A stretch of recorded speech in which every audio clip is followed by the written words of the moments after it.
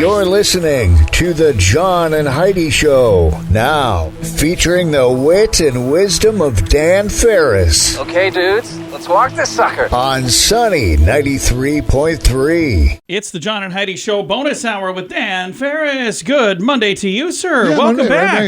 Thank you very much. You know, that was kind of, man, that came out of nowhere. I was gone, all last week? You were gone all last week. On assignment. Yeah, we were sad to have you gone. Everybody's asking, where's Dan? Nobody going, Boo, asked. get rid of John. Boo.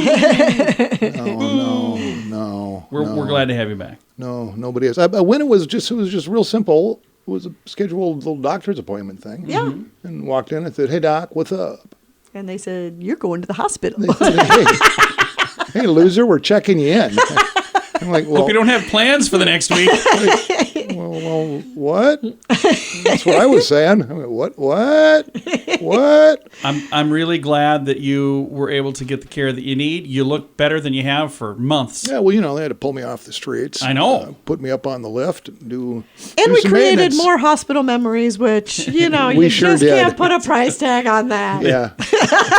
Yeah, in fact, when I was checking out, one of my crack medical staff said, yeah, we had a little focus group this morning. We were wondering if you'd consider going to the other hospital next time. We spread the love around a little bit. Yeah. If it's not too much of a bother. So, yeah, and it happens to be in holy cow, who doesn't want to celebrate this? I've never heard a disparaging word about this stuff. It's National Bubble Wrap Appreciation Day. I love bubble wrap.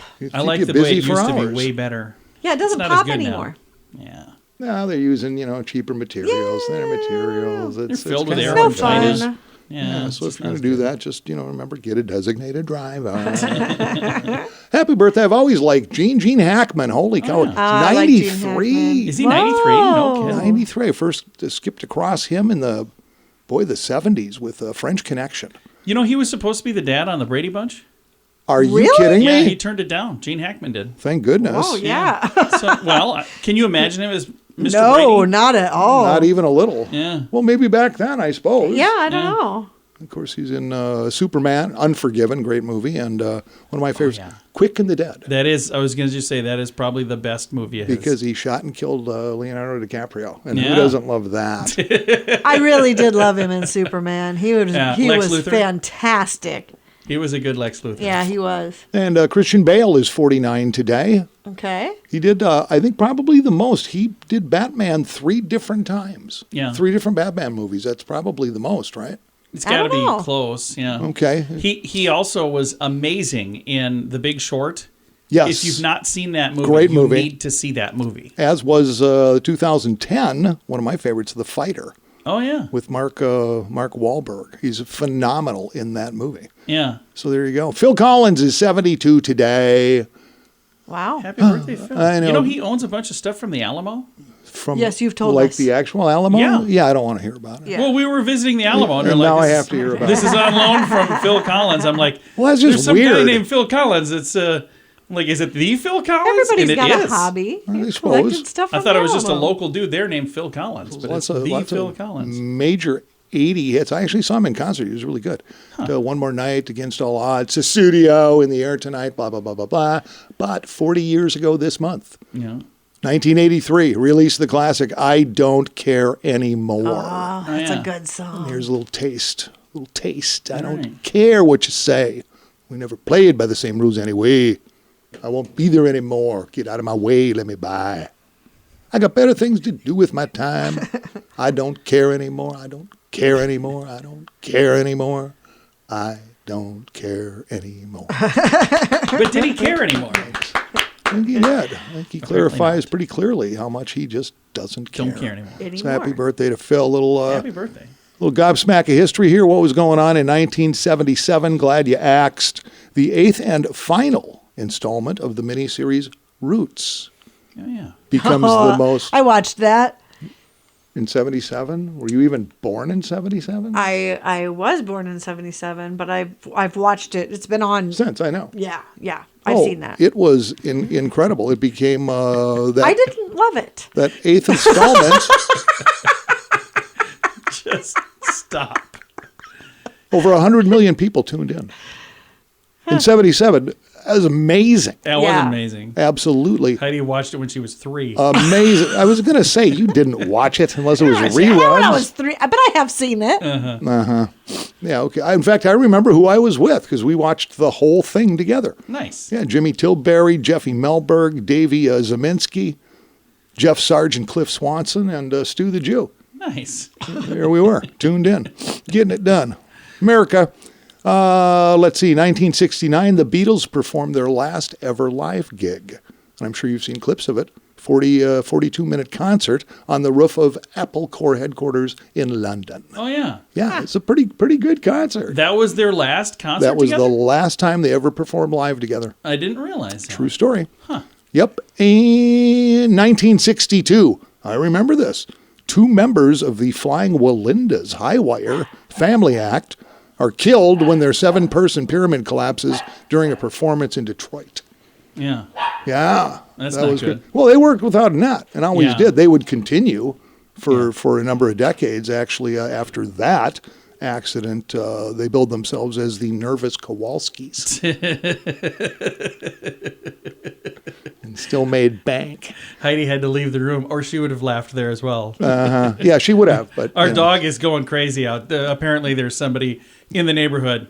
someday you guys are going to get a real dog. Yeah, our dog thinks she's in charge of this entire neighborhood, so There you go. Hey, I know, you know, we all know. We just bust ahead here. going to do exactly that. It is the John and Heidi Show bonus hour with Dan Ferris. Do you ever get credit card offers in the mail? Those are usually the worst offers. They spend thousands of dollars mailing them to anyone with an address. The people who actually read their junk mail end up paying the price in the long run. At bettercreditcards.com, we offer a variety of credit card options to fit your needs. Whether you want a credit card to give you cash back or points and perks, or a credit card to help you build your credit, we probably have it at bettercreditcards.com. Give yourself a little credit. bettercreditcards.com. Excited to have Brent Baker in the studio once again. He is a realtor with Keller Williams and with Clients First Group. Brent, how are you, sir?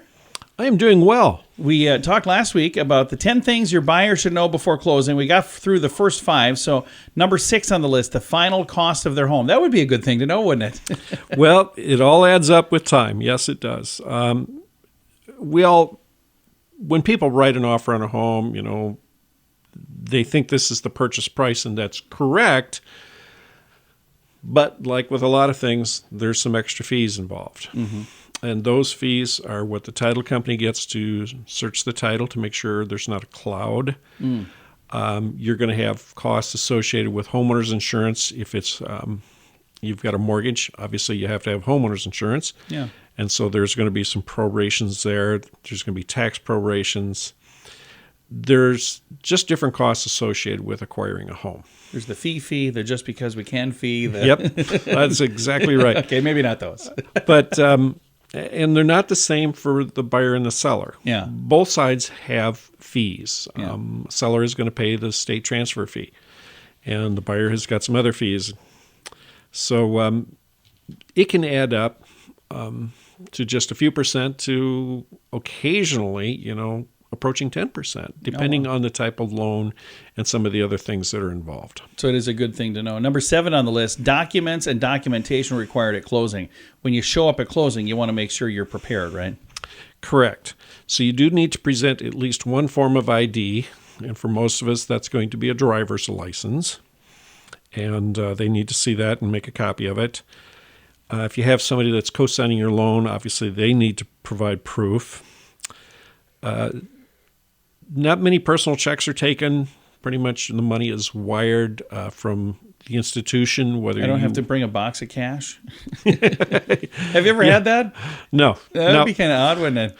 Well, I don't know that anybody's equipped to deal with that anymore. Wheelbarrow full of money. Yeah. The you know, when you're buying a home, the money is going to be wired either from your investment accounts or your lender. Sometimes it's in the form of a cashier's check that you are going to bring or your loan officer will bring. Occasionally there's a small miscellaneous expense, but those are pretty rare. Nice. And what paperwork, number 8 on the list here of the 10 things your buyer should know before closing, what paperwork they will see and sign at closing. So this is something that it's probably a good idea to know that, hey, this is what to expect. Mm-hmm. So a few days before closing, the buyer and seller both, but especially the buyer, will get what is called a closing disclosure. We used to call it a HUD statement. But that will have the credits and debits for each party. They're separate statements for the buyer and seller, but these closing disclosures will be in fine detail right down to the penny. And then, of course, you have your final loan application type of thing, the official version of it. People have already seen their good faith estimate. You'll be signing the actual mortgage, the promissory note. You'll sign the deed of trust. Some states still use abstracts, and I'm licensed in Minnesota, so sometimes we see abstracts still in use. Yeah. Escrow statements. And escrow, it's usually homeowners insurance and real estate taxes. Those are the common ones there. Title documents, there's a number of documents people will sign. And then just some minor forms. There's actually a form that you sign to prove that you did sign this other form. Okay. That's a real thing. It takes a little while. They're all pretty standard forms, so they don't change it for your situation. Yeah. I know some people get a little nervous about that, and I did actually have a buyer once whose job was to read contracts for a very large corporation. Okay. They took him everywhere, and he read contracts for a living. Yeah. So we had to make sure he had a copy in advance. Oh, so he read every single page. He was great, though. Nice. Well, number 9 on the list, whether or not they need to be physically present. That's probably a good thing to know as well. Do I need to be there? You can sign remotely, and it's done. There are certain guidelines, and we need to know in advance. It's not like, oh, I've got a runny nose. Can you just send a courier? It doesn't work quite that easy. Yeah. So it's something that does have to be processed in advance. Title company does need wet signatures. So, yeah, we've done a lot of remote closings over the years. And then number 10 on the list, that they are entitled to a final walkthrough. So before closing, you get to walk through and make sure it is what you were expecting it to be. Correct. So if you're buying an as-is house, you're buying as-is. Yeah. If you're buying a house that is occupied and you want to do a walkthrough at least a day, if not 2, before the closing, in the event that something has happened in the interim. Yeah, when they were moving out, they smashed out windows or something. Correct. Something happened, some furniture went through a wall, things like that are rare, but they can happen. The other thing that might be is that in the inspection phase, there was an agreement to make some repairs. And so you want to confirm that those repairs have been made, and if not, you have some time to address it. Nice. Just like some damage. Very good. Well, if somebody listening, we went through the entire list of 10 things that you should make sure you know before going to closing if you're the buyer. Probably good stuff to know for sellers as well. But if somebody listening would like to maybe be a buyer or be a seller, how do they reach out to you, Brent? I can be found at 605-310-0297 or Brent Baker at kw.com. Again, Brent Baker has been our guest today. If you have any trouble tracking him down, reach out to me. I've got his number here as well. Thanks for listening to the John and Heidi Show on a Monday. If your plan for the new year involves getting your financial life in order, I suggest you start with your mobile phone bill. How much do you pay every month? If that number is more than $15, it's time for a Mintervention. Mint Mobile makes it affordable and easy to switch. Get a new phone or bring your current phone. At Mintervention.com, you can see the current special offers from Mint Mobile, offering premium wireless for just $15 a month. That's far less than most people are paying, just $15 a month. Learn more now at Mintervention.com. That's Mintervention.com. And now stuff Dan finds interesting. Yeah. It is time for Stuff Dan Finds Interesting. Dan, what do you find interesting on this Monday? Well, crime is just rampaging across the country. It's been nuts. You got all these cities going, yeah, well, that's a misdemeanor now, or yeah, sure, we might arrest you, but we're just going to let you go. That doesn't make any sense to me. Well, the shoplifting is huge. Oh, It's yeah. become huge, and it's not just the old, somebody kind of sneaking down an aisle and maybe pocketing a little something and sneaking out. It's people coming in and filling bags with stuff and in broad daylight and don't care, and it's bizarre. Yeah. It's absolutely bizarre. But what are these folks stealing? And they're actually crime syndicates at this point. It's like it's organized. Tide pods are huge. No kidding. They're stealing them by the dozens and dozens and Really? reselling them. Yeah, it's like a black market deal. Okay. It's weird. Same with clothing, high-end clothing.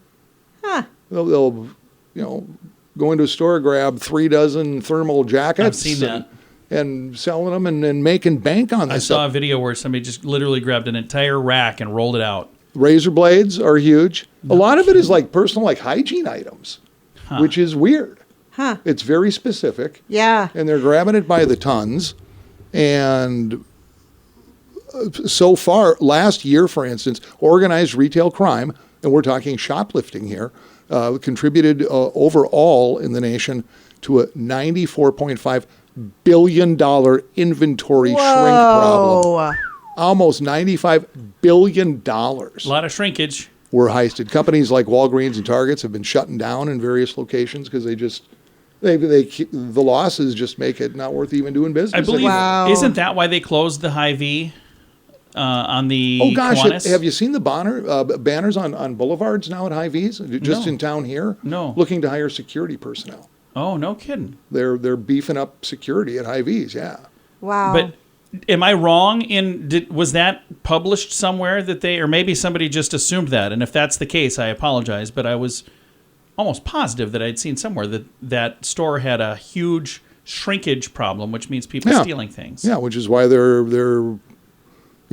going to be muscle standing at the door with Just don't do that. with AR-15. Yikes. 2022 survey conducted by the National Retail Federation found laundry detergent to be among the most stolen items in organized retail crime. I just don't get Isn't that crazy? Yeah.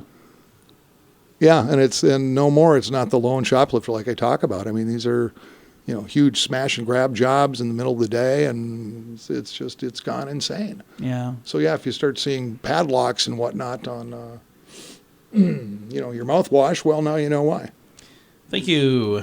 Thought that was interesting. I found it It disturbing. would probably help a little bit if they had people working the checkouts again, but That's something that I think is really sad, where they'll have, It's a staffing problem. check it It's out a yourself. security problem. I won't pay to have somebody check you out, but I will pay somebody to, Check your go receipt. through your item because Yeah. go through your cart because I think you're a thief. Like, you either trust me or you don't. yeah, Big it's business. crazy. If you don't trust me, then hire someone to check me out. And if Yeah. you do trust me, just let me go about my business. And along with the personal items, electronics are huge on the list. They're in the top 3. High-end apparel is actually number 1. So items like that, if you're a retailer, and health and beauty products are in the top 5. Got medications for allergy, pain, fragrances, blades, razors, cosmetics, and body wash. So, yeah, fascinating. Well, Bunch thank of you for the losers. update. Yeah. Losers. Oh, I see. I'm laying a beating on you. Yeah, there you go. Hey, we tried to stop some people. There was a lady that was stealing When we were some in stuff. Vegas. Albertsons in Vegas. And Dan made That a was valiant so effort. funny. I did. He- I would have run her down. He but, shouted, "Hey, stop!" And I she did. just kept running. but I pointed too. You did point, so she knew that you were talking to her. Exactly. There was no confusion. And then we told the security guard, who said, "Yeah, when she walked by, I gave her the eye." Yeah. We're like, "But you didn't stop her." No, he didn't. He's like, "Well, I can't stop her." That's what I mean. Then what are you doing here? ridiculous. It made no sense to me. Ridiculous. Yeah, that was at Albertsons in Vegas in the middle of the night. Yeah, if I would have had, sketchy hips, I would have ran her down and just beat her like a rented mule. But that's just me. Good times. Hey, you good guys times. have a fantastic, Yeah. prosperous, blessed Monday. I'll catch up with you in the morning. Sounds good. It is the John and Heidi Show bonus hour with Dan Ferris. Do you ever get credit card offers in the mail? Those are usually the worst offers. They spend thousands of dollars mailing them to anyone with an address. The people who actually read their junk mail end up paying the price in the long run. At bettercreditcards.com, we offer a variety of credit card options to fit your needs. Whether you want a credit card to give you cash back or points and perks, or a credit card to help you build your credit, we probably have it at bettercreditcards.com. Give yourself a little credit. bettercreditcards.com. Here's your market beat minute for Monday, January 30th, 2023. Equity markets advanced Friday and for the week on signs that inflation is cooling. The takeaway from the data is that inflation has cooled versus last year, but remains hot in present and trending above the Fed's target rate. In this light, the PCE price index news is questionable and ultimately not good news for the market. With inflation still hot and FOMC interest rates rising, the outlook for S&P 500 earnings continue to decline. This week will be another pivotal week for the market with reports from over 100 S&P 500 companies on deck and the NFP report on Friday. The report is expected to confirm strength in the labor market and wage inflation, which should keep the FOMC on its toes. In regards to the NFP, the news of the week will come Wednesday when the committee issues its next policy adjustment. The market is expecting a 25 basis point hike, but could be surprised by a hawkish commentary, if not another 50 basis point interest rate hike. You can get the inside track at marketbeatminute.com.